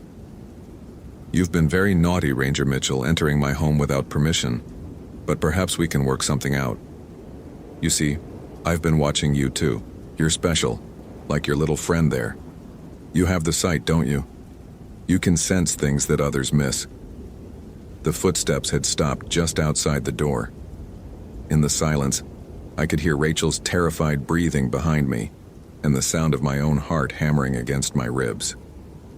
I've been collecting special people for 17 years now, the voice continued. People with gifts, with unusual capabilities. You'd be a wonderful addition to my collection. Let her go, I called out, trying to keep my voice steady. Take me instead. A laugh, cold and utterly without humor. Oh, Ranger Mitchell, you don't understand. I'm taking both of you. Chapter 5. The Doctor's Collection. The thing that walked through the doorway barely looked human anymore. Arthur, if that was even his real name, had once been a man, but decades of whatever sick obsession drove him had transformed him into something else. His completely bald head was covered in scars, some old and faded, others fresh and still healing. But it was his eyes that made my sixth sense scream in primal terror. They were completely black, not just the pupils but the entire visible portion, like looking into two holes cut straight through to hell. He was dragging something behind him, another person, a young man maybe 25 years old, unconscious and bleeding from multiple wounds. Fresh additions to the collection. Ranger Mitchell, Arthur said, his voice carrying an odd formality that made everything worse. I'm Dr. Arthur Weiss, though I haven't practiced conventional medicine in quite some time. My specialty now is much more esoteric. I kept my Glock trained on center mass, but something told me bullets weren't going to stop this thing. The question, Arthur continued, setting down the unconscious man like a bag of groceries, is whether you'd prefer to join my collection voluntarily, or if I need to convince you through demonstration. Tom, Rachel whispered behind me. There are others. I heard them when he brought me in. They're still alive. Arthur smiled, revealing teeth that had been filed to points. Miss Kim is correct. I currently house 14 subjects in various stages of preparation. Would you like a tour? The corridor behind him stretched deeper into the bunker than I'd initially realized, branching off into multiple rooms. From somewhere in that maze of concrete and steel, I could hear sounds that would haunt me forever.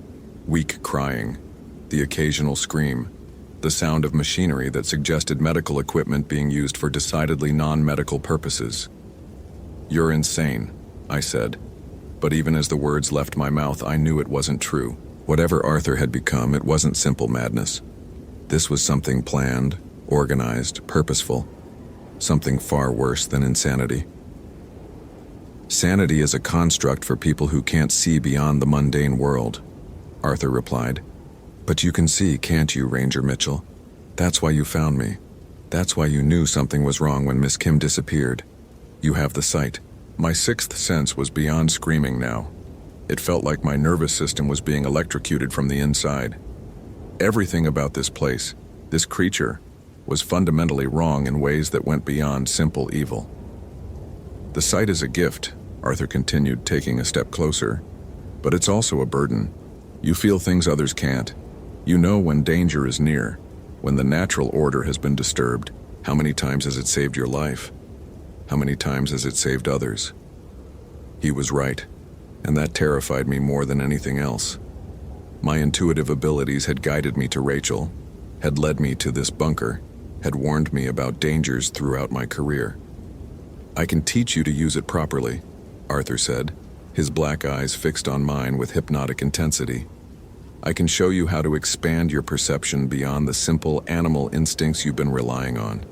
Imagine being able to sense not just danger but the thoughts of others, their fears, their pain, their most intimate secrets. Behind me, Rachel made a small sound of terror. Or, Arthur continued, I can show you what happens to those who refuse my offer. He gestured toward a room visible through an open doorway, where I could see multiple steel tables equipped with restraints and surgical equipment. On one of them, something that had once been human was strapped down, barely alive but conscious enough to suffer. Choose quickly, Ranger Mitchell. My patience has limits. I had maybe 3 seconds to make a decision that would determine whether Rachel and I lived or joined the growing collection of horrors in this underground charnel house.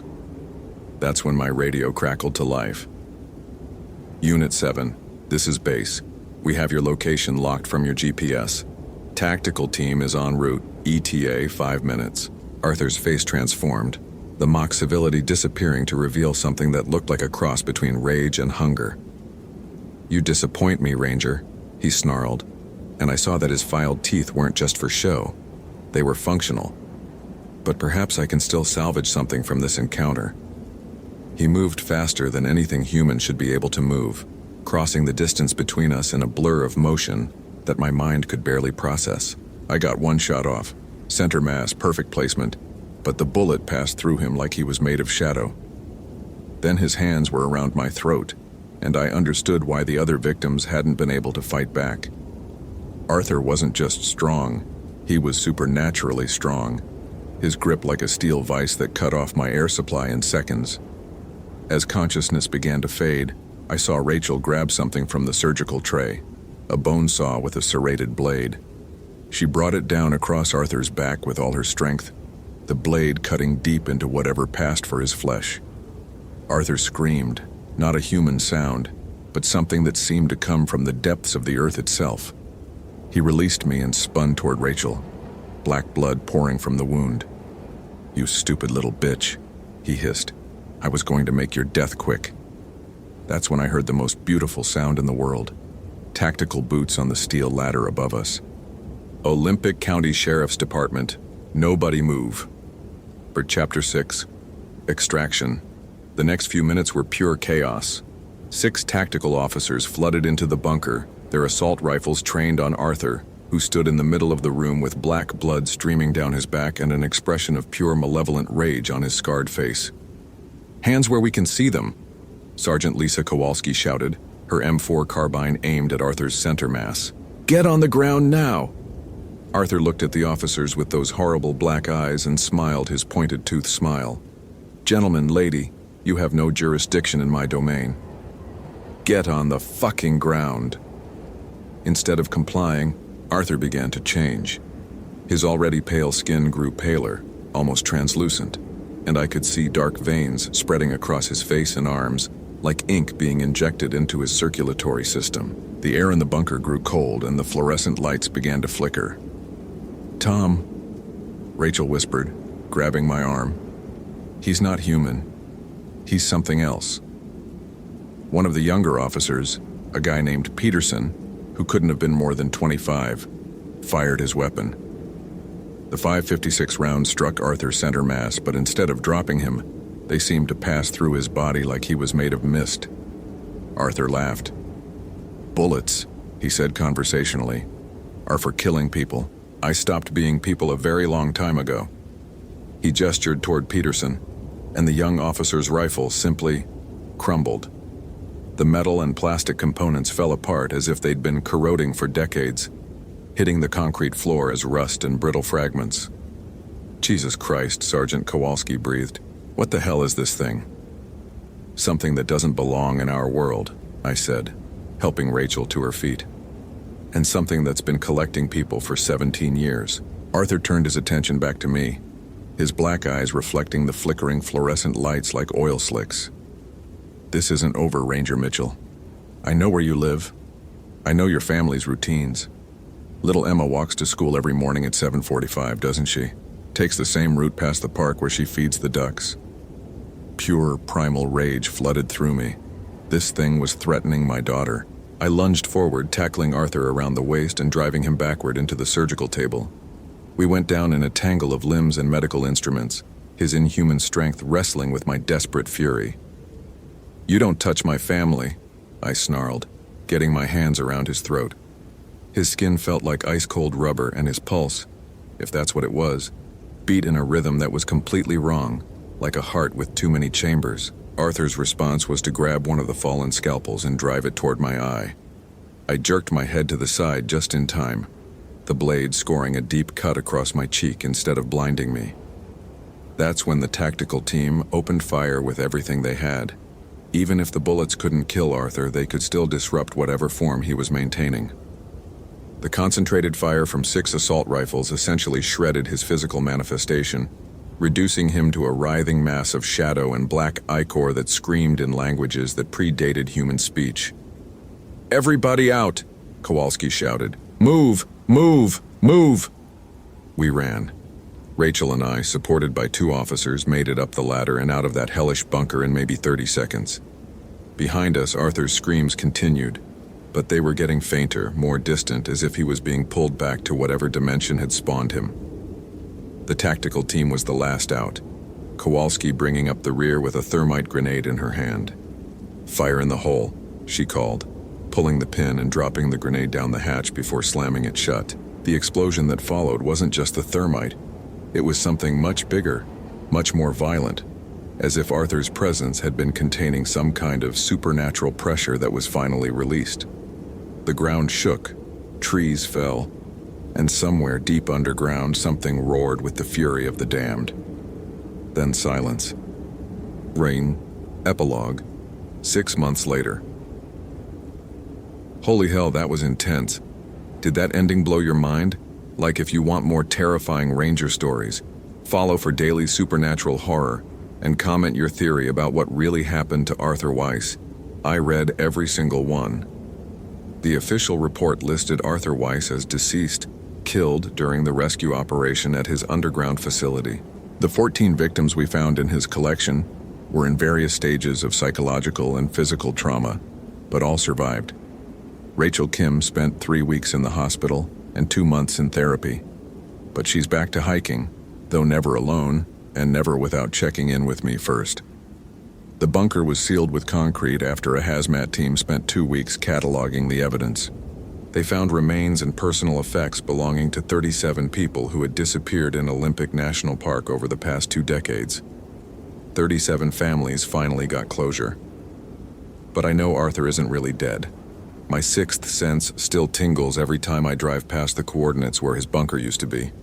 Sometimes on particularly dark nights, I can feel something watching me from the forest, something patient and malevolent that knows where I live, knows my routine, knows about my family. Emma still feeds the ducks at the park on her way to school, but now Sarah drives her instead of letting her walk. I installed a security system at our house that would make a paranoid millionaire jealous. And I carry a different kind of weapon now. Not just the standard issue Glock, but a custom, .45 loaded with bullets that have been blessed by Father Martinez at St. Joseph's Catholic Church. Call it superstition if you want.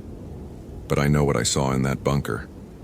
I know what Arthur became, and I know that things like him don't stay dead just because you thermite their hideout. They wait. They plan. They find new ways to collect the special ones.